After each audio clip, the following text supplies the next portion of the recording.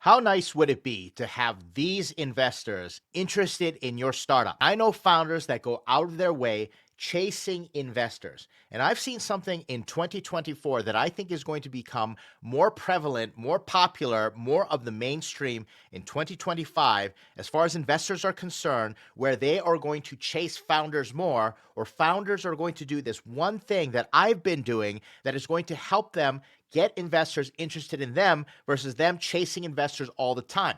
Wouldn't it be nice if you had these types of investors interested in you versus you always trying to go out and get their attention? Before we continue, my name is Ed Kang. I'm a 7-time funded founder with 2 exits. That's just a fancy way of saying I've failed a bunch of times, and I talk about my failures as much as my successes because I've learned more from my mistakes, and that's to your benefit because I'm going to help you using this YouTube and channels like this, trying to avoid some of the catastrophic mistakes that I've made as a founder. Not to say you're not going to make mistakes, but I'm going to try to make your life a little bit easier with videos exactly like this, especially if you're early stage. You're raising that early stage funding, that pre-seed, that seed funding. This is what I've been looking at, and this is what I want founders to prepare for in 2025. I'm going to explain to you what you should be doing. And the fact of the matter is, most founders are not going to do this. But the founders that do, it's going to be like having a cheat code, a hack where you're going to realize, hey, this is way easier than I expected. I'm the Chief Strategy Officer at startups.com. I have advised over hundreds of founders and seen thousands go through our program. So I'm on the front line and I'm seeing certain founders get funded and certain founders not get funded. If you're already part of startups.com, thank you so much for your support. If you're not part of startups.com, make sure you check us out. Startups.com, easy URL to find, a lot of free resources right there. Appreciate your support as always. While you're here, do a like, comment, and subscribe to the YouTube thing. It's always helpful. Let's get into the one thing that I think you should be prepared to do in 2025 that you're going to see more of if you're raising early stage funding. The one thing that these investors have that many other investors don't have, and investors actually are trying to build, is a personal brand online.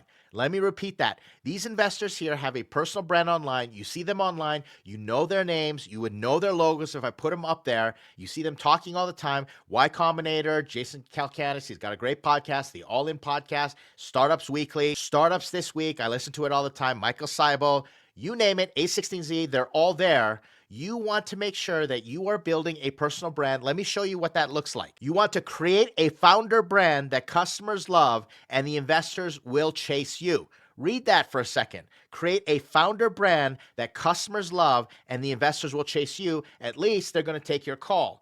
Think about Elon Musk. He's probably the most prominent example of this. He's got a personal following of tens of millions, while his companies have followers of millions or hundreds of thousands. People follow him. Customers love Elon Musk. Now, you can say he's a controversial figure and he's getting all political, and I'm not talking about that right now. Politics aside, doesn't matter what your opinion is, you can't deny the results that he has a following, and therefore he knows how to get to that channel, to those customers, because they love him for one reason or another. Some just hate to follow him, and they hate to love him, or they love to hate him. Okay, that's fine, but investors are going to pay attention. And I've seen founders do the exact same thing, and it's something that I've been trying to do. Now, let's get back to these investors right here. You may not be able to contact them specifically, but what if someone who did business with them, what if someone that they invested in contacted you and said, I'm willing to make the introduction, or I want to work with you? That's just as good, because that may not be the front door, but it's the side door or it's the back door, and your network is going to be your net worth. It's so important to be networked out there, and you can do this by attracting them to you through your personal founder brand. And like I said, most founders that listen to this are not going to do it. And that's going to give the founders that do this a strategic competitive advantage to make themselves stand out. I experience this all the time. I have companies contacting me now. I have podcasters contacting me. I have investors contacting me and saying, we've been watching you. We see your messages. We see that you're growing your audience, and therefore we want to do business with you. I am not the only game in town. There are people out there who are smarter than me, better looking than me, better spoken than me, more entertaining, got better comedic timing, put up better YouTube videos than me, but yet I am growing. My digital footprint, my brand is growing because I am connecting with the audience and I know what the audience wants to hear. At least I hope so. And I think that's evidenced by everybody here on this YouTube channel, which I appreciate so much. But as I go out and as I put myself out there as a digital brand, that I allow you, everybody out there, to get to know me, that builds my credibility, it builds trust, and also builds a parasocial relationship. You are in relationship with me when you're watching this video. And that's the reason even having a simple talking head video out there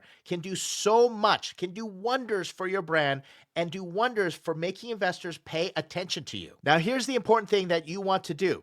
I've seen this whole movement of build in public, where founders go out and they put out this media and they build their brand by building in public. That only works if you are talking to your target audience. That only works if you're talking to the customers that will pay for your product, to show the investors that yes, you have access, that you have a channel that accesses those customers who are going to pay you money. If you're attracting the wrong audience, then they're not going to pay you money for your product. The investor's going to say, well, why do we care? Imagine if you have a product for creators on YouTube and you're building a product so you're talking to creators out there. Well, if you can build that channel and talk to creators and build in public in front of those creators, you're going to have a much more strategic advantage.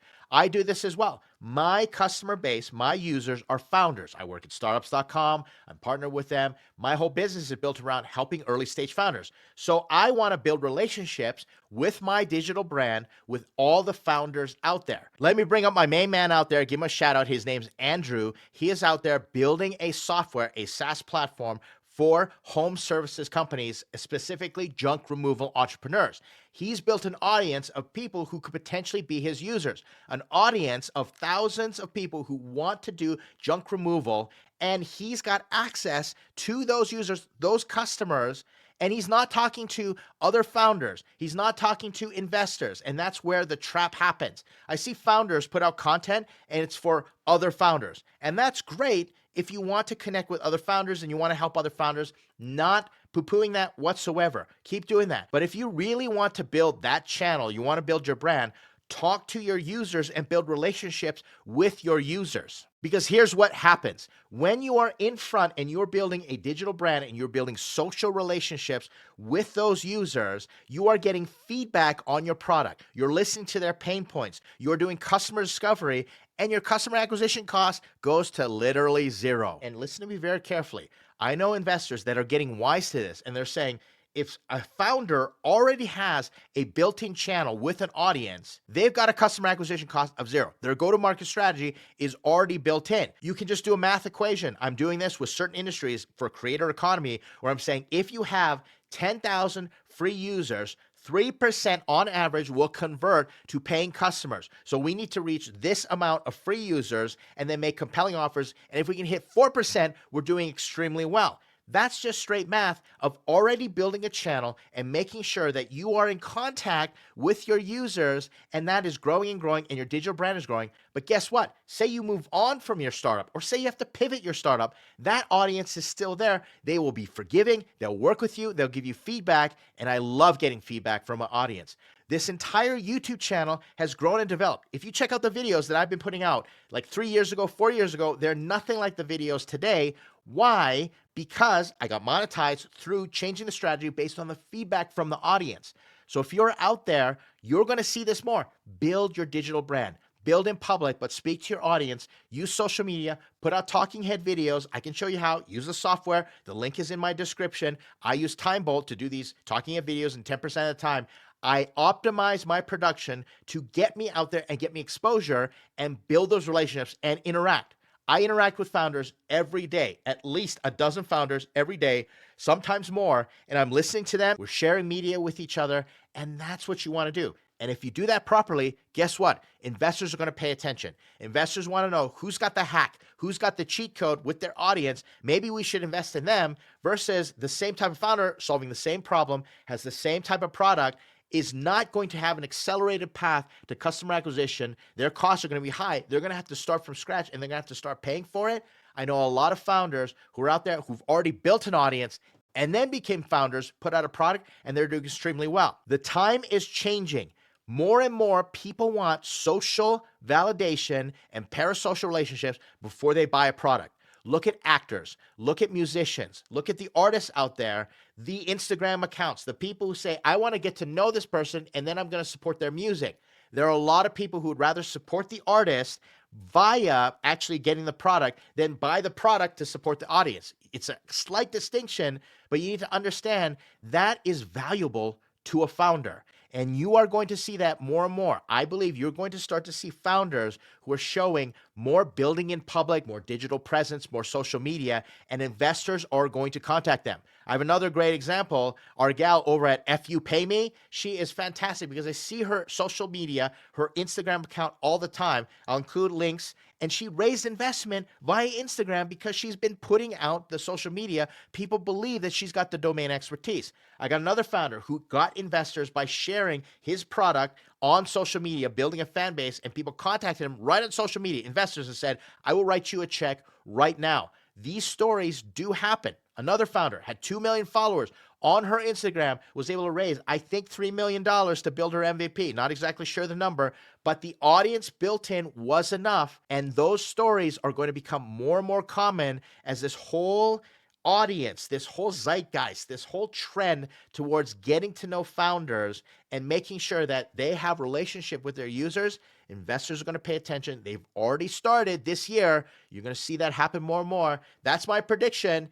And I want to make that my investment thesis as well. And you're going to see me talk about this, that I'm going to pay more attention to those founders who are willing to build their digital brand. I hope this has been helpful for you, giving you some food for thought in terms of what potentially could be the cheat code, the hack to help get investors chasing you, because you got users, you've got customers chasing you.